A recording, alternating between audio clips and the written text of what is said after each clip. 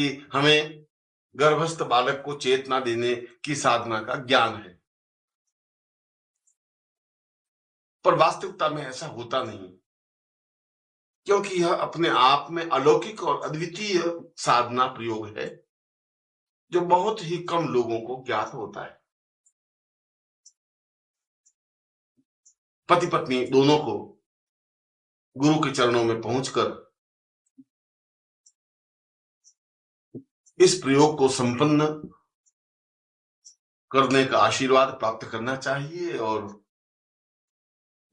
गुरु इस पूरे प्रयोग को संपन्न करावे। पूर्ण सामाजिक, नैतिक और आध्यात्मिक क्रियाओं के माध्यम से, जिससे कि गर्भस्थ बालक चेतना युक्त बने, जिससे कि बालक का मस्तिष्क विकसित हो, जिससे कि पिछले जन्मों में प्राप्त की हुई शिक्षा का उसे स्मरण रहे, जिससे कि जन्म लेते समय वह अपने आप में ही पूर्णता युक्त जन्म ले, जिससे कि वह आगे चलकर एक अद्वितीय व्यक्तित्व बन सके। इसे गर्भस्थ सरस्वती प्रयोग कहा गया है। और जो भी समझदार माता पिता हैं, जिनके पास भी सुविधा है, जो इसे उचित समझते हैं, उनको यह प्रयोग अवश्य ही संपन्न कराना चाहिए। दूसरा प्रयोग, जब बालक 5 से 8 वर्ष का हो, तब जिह्वा सरस्वती प्रयोग संपन्न किया जाता है। यो तो यह प्रयोग जीवन के किसी भी भाग में, किसी भी उम्र में संपन्न किया जा सकता है। कोई जरूरी नहीं है कि वह 5 या 8 वर्ष का ही हो। 40 साल के व्यक्ति को भी जिह्वा सरस्वती प्रयोग संपन्न कराया जा सकता है, 60 साल के व्यक्ति को भी संपन्न कराया जा सकता है। पर यदि सुविधा हो और बालक 5 से 8 वर्ष के बीच की उम्र का हो, तो उसे तो यह प्रयोग अवश्य अपने गुरु के द्वारा संपन्न करा ही लेना चाहिए, वह चाहे बालक हो चाहे बालिका हो।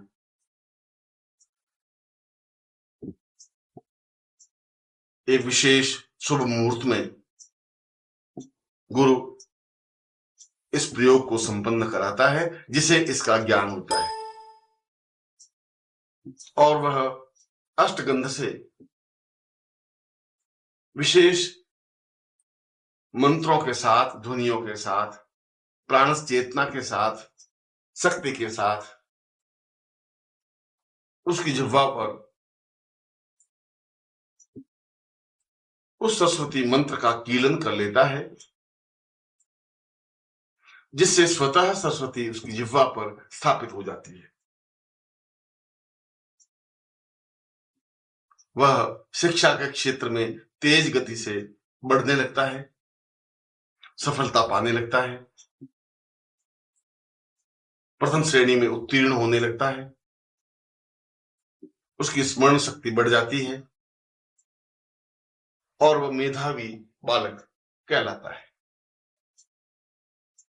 यह प्रयोग बाद में भी कभी भी अपने गुरु के द्वारा संपन्न करवाया जा सकता है, वह चाहे 20 साल की उम्र का हो, चाहे 50 साल की उम्र का हो, मगर यह जरूरी प्रयोग है, आवश्यक प्रयोग है, जो कि बहुत कम लोगों को ज्ञात है। और तीसरा प्रयोग सरस्वती प्रयोग है, जो कि साधक के लिए आवश्यक है, जिससे कि वह वक्तृत्व कला में और जीवन के अन्य क्षेत्रों में सफलता पा सके। यह किसी भी रविवार से प्रारंभ किया जा सकता है। इसके लिए एक अत्यंत आकर्षक सरस्वती यंत्र की आवश्यकता होती है, जो प्राण चेतना युक्त हो, जिसमें समस्त सरस्वती के बीज अंकित हों। ऐसा यंत्र अपने आप में ही महत्वपूर्ण होता है, क्योंकि वह साधक के संपूर्ण शरीर को प्राणस चेतना युक्त बना देता है, क्योंकि इस यंत्र का सीधा प्रभाव साधक पर पड़ता है। सरस्वती का चित्र हो, स्फटिक माला हो, सफेद आसन हो, सफेद धोती पहने और पूर्व की ओर मुंह करके साधक बैठे, रविवार की प्रातः से यह साधना प्रारंभ करें। यह मात्र 8 दिन की साधना है।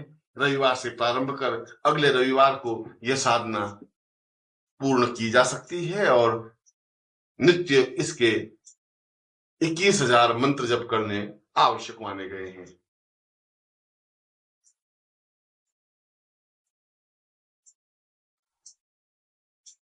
इसमें मंत्र है ओम ऐं सरस्वत्यै नमः। मंत्र भले ही छोटा सा हो, मगर ऐं बीज के युक्त है, इसलिए इसका सीधा प्रभाव साधक पर पड़ता ही है, क्योंकि वह यंत्र अपने आप में इस मंत्र से सीधा संबंध रखता है और इसलिए इस मंत्र और उस यंत्र का सीधा प्रभाव साधक के चित्तवृत्ति पर होता है। जब यह साधना संपन्न कर ले, तब उस स्फटिक माला को गले में धारण कर ले। ऐसा करने पर इस साधना के जो लाभ मैंने बताए हैं, वे स्वतः साधक को प्राप्त हो जाते हैं। उसकी वाणी में निखार आ जाता है, उसके व्यक्तित्व में एक चेतना बन जाती है, एक प्रभाव बन जाता है। वह जो कुछ बोलता है वह सत्य होने लगता है, उसे वाक सिद्धि प्राप्त होने लगती है, उसकी स्मरण शक्ति बढ़ जाती है, उसकी सफलता की स्थिति अपने आप में तेजी के साथ अग्रसर हो जाती है। और दूसरी साधना है वाग्देवी साधना, जिसके माध्यम से कला के क्षेत्र में पूर्णता पाई जा सकती है, संगीत के क्षेत्र में, नृत्य के क्षेत्र में,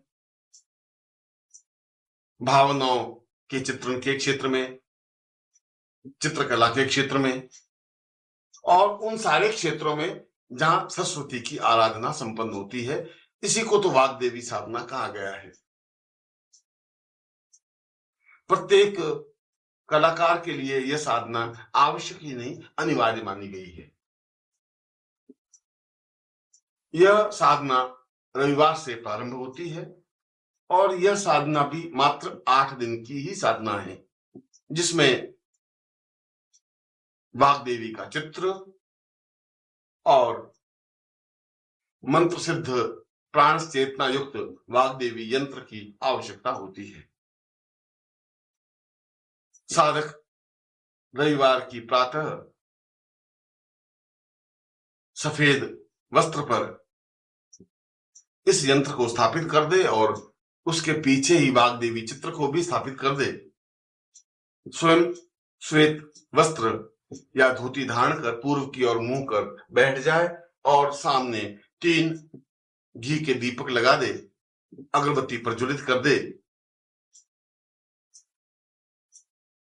और फिर सरस्वती की संक्षिप्त पूजा कर स्फटिक माला से मंत्र जप संपन्न करे। यह मंत्र है ऐं ऐं ऐं वाग्देव्यै ऐं ऐं ऐं नमः। इसमें 3 बीज प्रारंभ में और 3 बीज अंत में लगते हैं और नित्य 21 माला मंत्र जाप करने का विधान है। जब मंत्र जप पूरा हो जाए, तब स्फटिक माला को उस व्यक्ति को धारण कर लेनी चाहिए। जिससे कि उसका प्रभाव, इस साधना का प्रभाव उसके जीवन में पूर्णता के साथ बना रहे। यदि साधक चाहे तो सरस्वती साधना और वाग्देवी साधना दोनों संपन्न कर सकता है, मगर ये दोनों ही साधनाएं जीवन के लिए आवश्यक हैं, अनिवार्य हैं। वाग्देवी साधना संपन्न करने पर साधक कला के क्षेत्र में तेजी के साथ आगे बढ़ता है,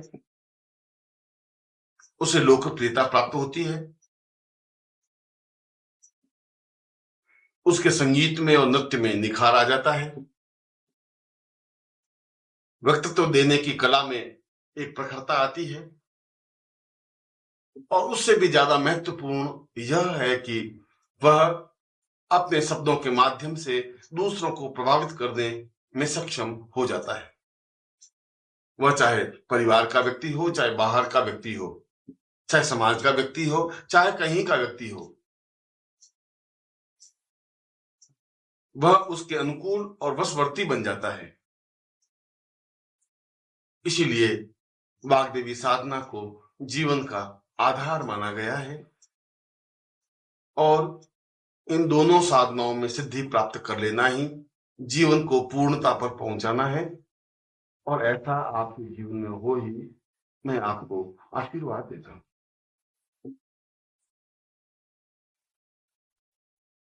नमस्कार। अगर आप सद्गुरुदेव डॉक्टर नारायण दत्त श्रीमाली जी के दीक्षित हैं या फिर आपके पास उनसे जुड़े हुए कोई भी अनुभव है, तो नीचे दिए गए हुए नंबर पर वीरल पटेल जी को मैसेज कीजिए या फिर फ़ोन कॉल कीजिए और अपने अनुभव ज़रूर शेयर कीजिए। डॉक्टर नारायण दत्त श्रीमाली जी की आत्मकथा का संकलन करने में मदद करें। धन्यवाद। नमस्कार। अगर आप सद्गुरुदेव डॉक्टर नारायण दत्त श्रीमाली जी के दीक्षित हैं या फिर आपके पास उनसे जुड़े हुए कोई भी अनुभव है, तो नीचे दिए गए हुए नंबर पर वीरल पटेल जी को मैसेज कीजिए या फिर फ़ोन कॉल कीजिए और अपने अनुभव ज़रूर शेयर कीजिए। डॉक्टर नारायण दत्त श्रीमाली जी की आत्मकथा का संकलन करने में मदद करें। धन्यवाद।